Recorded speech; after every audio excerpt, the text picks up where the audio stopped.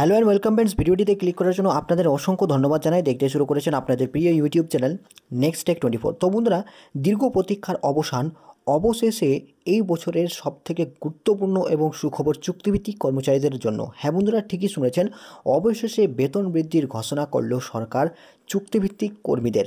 হ্যাঁ বন্ধুরা, তবে আমরা দেখে নেব কোন কোন চুক্তিভিত্তিক কর্মীরা এর ফলে সুফল হবে, অর্থাৎ উপকৃত হবেন, এবং কবে থেকে কার্যকর হচ্ছে, কত টাকা বেতন বৃদ্ধি করা হয়েছে, বিস্তারিত তথ্য জানিয়ে দেবো আজকের এই ভিডিওতে। তাছাড়া রাজ্যের আইসিডিএস, আশা, সিভিক ভলেন্টিয়ার থেকে শুরু করে পিএইচই এবং পাম্প অপারেটর, আইসিটি কম্পিউটার থেকে শুরু করে এসএসকে, এমএসকে এবং অন্যান্য যেসব ভোকেশনাল টিচার বা ক্যাজুয়াল ওয়ার্কার রয়েছে তাদেরও কি বেতন বাড়লো, সেটাও জানাবো আজকের এই ভিডিওতে। তাই ভিডিওটি আপনার জন্য অতি গুরুত্বপূর্ণ হতে যাচ্ছে, না টেনে শেষ পর্যন্ত দেখতে থাকুন চ্যানেলে। এবং আপনারা কোন কর্মচারী রয়েছেন অবশ্যই কমেন্ট সেকশনে লিখে জানান।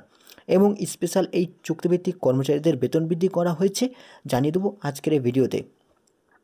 তো বন্ধুরা, যেমনটা আপনারা জানেন যে বিগত 3 থেকে 4 বছর পর্যন্ত চুক্তিভিত্তিক কর্মচারীদের তেমন হারে বেতন বৃদ্ধি করা হয়নি, এবং এই নিয়ে কিন্তু বিক্ষোভ রয়েছে কর্মচারীদের মধ্যে।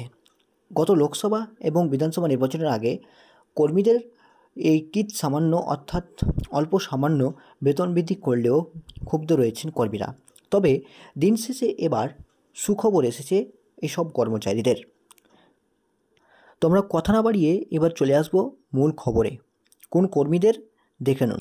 দেখুন কি বলা হয়েছে, দেশ জুড়ে আশা শ্রমিকদের ভাতা বৃদ্ধি করল কেন্দ্র, বাড়ানো হয়েছে অবসরকালীন টাকাও।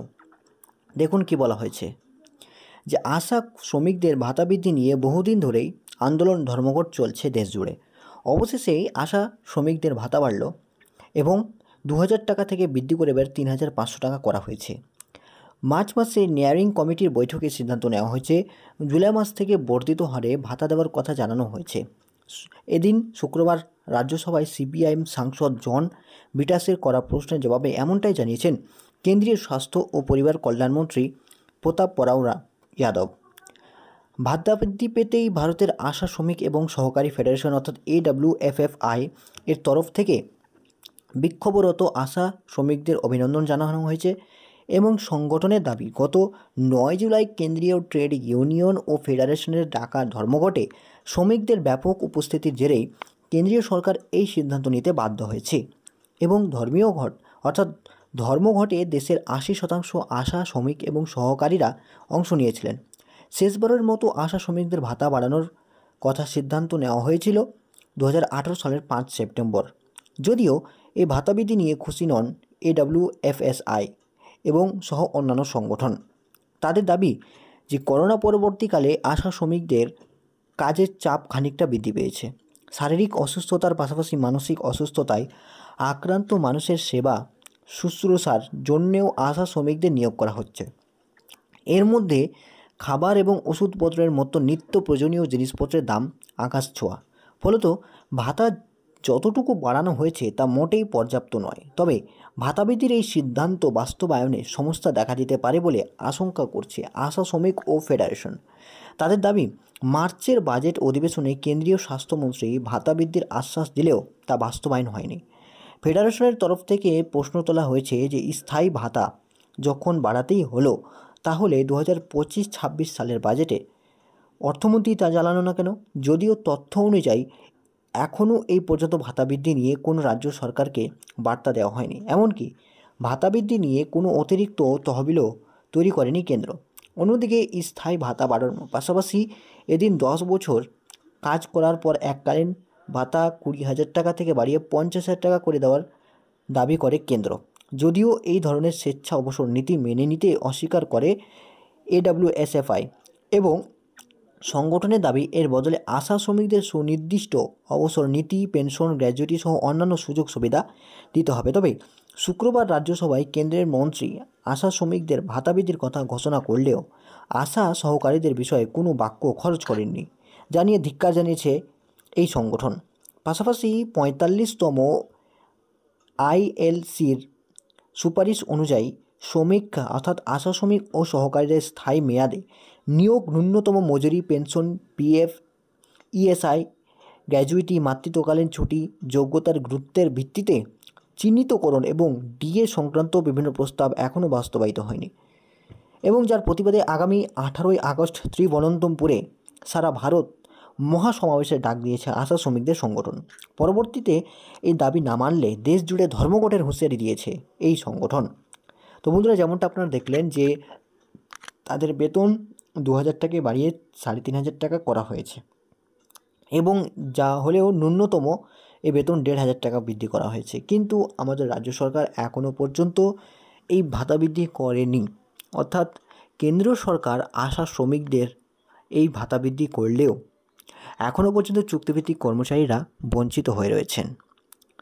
তো এদিকে পশ্চিমবঙ্গের যেসব চুক্তিভিত্তিক কর্মচারী রয়েছেন, যেমন আইসিডিএস, আশা থেকে শুরু করে সিভিক ভলেন্টিয়ার, এসব কর্মচারীরা দিনের পর দিন তাদের উপর কাজের বোঝা চাপিয়ে দেওয়া হচ্ছে, কিন্তু সেই হারে তাদের বেতন দেওয়া হচ্ছে না। এ নিয়ে বিক্ষুব্ধ রয়েছে কর্মচারীরা। তবে সামনেই বিধানসভা নির্বাচন, অর্থাৎ 2026 সালের নির্বাচন, তার আগে শেষ লোকসভা নির্বাচনে তাদের ভাতা বৃদ্ধি করা হয়েছিল। কিন্তু এবার এই ভোটের আগে কি আবারও তাদের নিয়ে কোনো একটা পরিকল্পনা রয়েছে রাজ্য সরকারের, নাকি আবারও খালি হাত ফিরিয়ে দেওয়া হবে এই সব কর্মচারীদের? যদি আপনারা দেখেন সমীক্ষা করে, তাহলে আশা এবং অন্যান্য চুক্তিভিত্তিক কর্মী যেমন আইসিডিএস, হেল্পার ওয়ার্কার থেকে শুরু করে এসএসকে, এমএসকে এবং প্যারা টিচার, সহকারী শিক্ষক, সকল কর্মীরাই কিন্তু স্থায়ী কর্মীদের সমান হারে কাজ করছেন, কিন্তু সেই হারে তাদের বেতন দেওয়া হচ্ছে না। এবং বেতন বৃদ্ধি করলেও তাদের দাবি যে ন্যূনতম 18,000 টাকা পর্যন্ত তাদের বেতন বৃদ্ধি করতে হবে। অর্থাৎ 18,000 টাকা বেতন বৃদ্ধি করলে তবেই একটা তাদের নীতির মধ্যে আসা যাবে। কিন্তু সরকার 500 টাকা, 700 টাকা বা খুব যদি হয় তাহলে 1,500 টাকা পর্যন্ত বেতন বৃদ্ধি করছেন। কিন্তু এভাবে বেতন বৃদ্ধি করলে অনেকেই কর্মী তাদের সরকারকে ব্যঙ্গ করেছেন যে এটা হচ্ছে ভিক্ষা দেওয়ার সমান, অর্থাৎ সরকার তাদের ভিক্ষা দিচ্ছেন। তবে যদিও যাই হোক না কেন, কেন্দ্রীয় সরকার থেকে রাজ্য সরকার, মমতা সরকার কিছুটা হলেও ভাতা বৃদ্ধির ক্ষেত্রে এগিয়ে এসেছেন, কর্মীদের কথা ভেবেছেন। কিন্তু অন্যদিকে কেন্দ্রীয় সরকার যাদের একটা দায়িত্ববোধ রয়েছে, সেই দায়িত্ব কিন্তু তারা পালনে এখন ব্যর্থ হতে দেখা যাচ্ছে। তো বন্ধুরা, আপনারা কি মনে করেন চুক্তিভিত্তিক কর্মচারীদের বেতন বৃদ্ধি করা উচিত কিনা? বর্তমান বাজারে যেসব, অর্থাৎ মূল্যের আকাশ ছোঁয়া দাম, সেই ভিত্তিতে বা যুগ অনুসারে বা বর্তমান সময়ের পরিপ্রেক্ষিতে তাদের বেতন বৃদ্ধি অবশ্যই করা উচিত। কারণ স্থায়ী কর্মচারীদের বেতন 40-50 হাজার পর্যন্ত ছুঁয়ে যাচ্ছে। সেক্ষেত্রে চুক্তিভিত্তিক কর্মচারীরা তাদের থেকে বেশি কাজ করেও ন্যূনতম ভাতা দেওয়া হচ্ছে। তো অবশ্যই আপনাদের দাবি থাকবে, আপনারা কমেন্ট করুন কোন কর্মচারী রয়েছেন, অবশ্যই আমরা হাইলাইট করব। সুস্থ থাকবেন, ভালো থাকবেন, ধন্যবাদ।